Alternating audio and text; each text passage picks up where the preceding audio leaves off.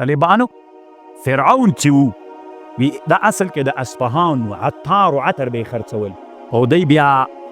له اصفهان نه وتښتېد طالبانو مصر ته لاړو دینونه ډېر سول پې باندې قرضونه له قرضدارانو نه وتښتېد د نوم طالبانو اصل کې ولید ابن مصعب دی چې له دې نه وتښتېد طالبانو مصر ته لاړو مصر ته چې لاړو طالبانو شام ته لاړو بیا له شام نه مصر ته مصر ته چې څنګه لاړو طالبانو چې ګوري هلته دننه هلته پخوا وخت کې طالبانو د بازارونو دیوالونه چارپیرول که نه هر غټ ښار نه به دیوال چارپیرول لکه اوس هم کابل کې نښه سته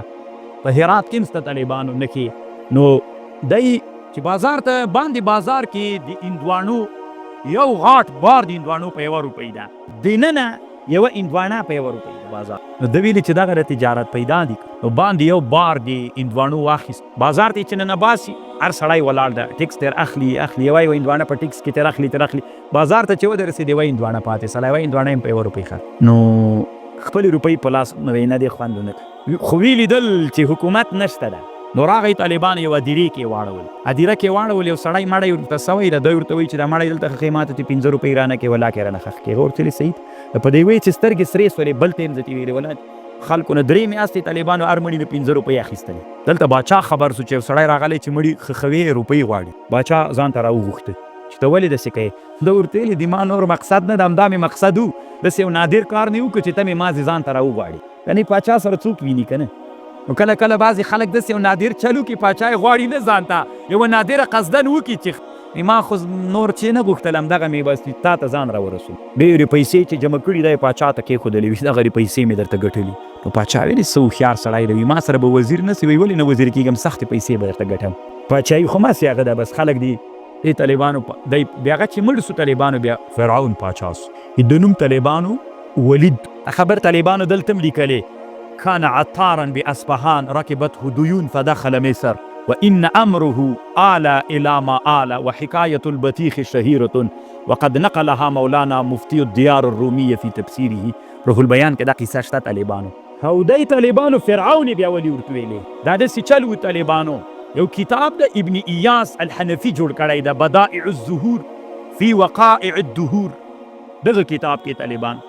طالبان یو چورت رالوېدلی دا کتاب مکه مکرمه کې ډېر خرڅېږي نه پوهېږم دومره قوي کتاب هم نه د طالبانو بیخي ډېر په هره کتابخانه کې خرڅېږي نو چې څه راز به یې په دې کتاب کې یعنې هره کتابخانه کې دا کتاب خرڅېږي دغسې د اترو کتابخانه کې هم دا کتابي کوي خرڅوي ډېر ښه کتاب هم د طالبانو دې کتاب کې لیکلي دي وایي دا فرعون چې و دا قمارباز بیا دومره قمارونه یې وهل طالبانو اخر یې په قمار کې هر څه یې وبایلل هېڅ شي هم نه ورپاتې طالبان یو پرتوګ ورپاتې سو دا پرتوګ یې هم چا سره په قمار واچو دی چې په قمار واچو طالبانو قمار یې ترې وګټو بل سړي پرتوګ هم نو ده ځتي منډه کړله چې پرتوګ یې ورویسته نو خلوص پاتې کېده منډه یې کړه وتښتېد نه رښتیا له دې نه مخکې مور یې ورته ویلې چې بچی دا قمار مه وه ګوره بیا به غریب سي داسې به ده ویلې انا عون نفسي د خپل نفس مې زه مورې ته ما مه ساته زه خپل ځان ساتم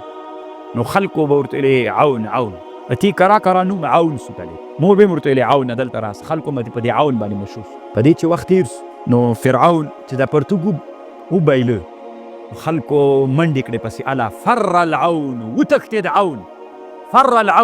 خو یې نوم سوی و که نه چې وتښتېد خلکو شاته پسې منډې کړې چې الا عون مه پرېږدئ فر العون وتښتېد عون مولایانې کله کله پوښتنه کوي وایي فرعون څه ترکیب ده ترکیب خو فرع د معنا د طالبانو که نه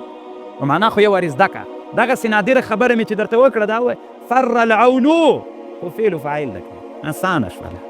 خبر پوی دا ابن ایاس الحنفي په بدایع الظهور فی الوقائع الدهور سیوطي طالبانو په ده نامه کتاب لري ما ډېر کوشش کړی دی چې پیدا یې کړم لیدلی مې هم نه ده تر اوسه پورې الله دې ورې راوویني طالبانو بیا راکوي خو تر اوسه مې لیدلی هم نه ده دا د سیوطي بدایع الظهور خو دا غټ کتاب راته ښکاري دومره ظالم و طالبانو خوب یې لیدلی و چې یو وړکی هلک را پیدا کېږي او دا به د فرعون باچایي له دې نه ختمېږي دی را شروع سو طالبانو وړه ماشومان به چې پیدا کېدل حلالولې جنکیانې یې پرېښودلې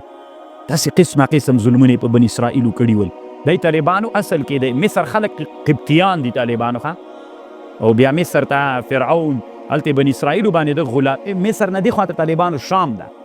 بیا خبر درته کوم لږ وروسته نو طالبانو داسې ظلمونه به یې کول بعضو باندې به طالبانو کارونه کول بعضې خدمتګاران ګرځولي و بعضې به قلبې پې کولې بعضو باندې بناوې کولې بعضو باندې طالبانو چې پیسې نه درلودلې هغوی نه به یې جزیه اخیستله هره ورځ به یې جزیه ترې راخیستله. مثلا یو سړی به و چې جزیه پرې مقرره وه، دا جزیه به یې چې ور نه کړله د نن ورځې، مثلا هغه به کار نه و کړی، پیسې به نه وي ورسره.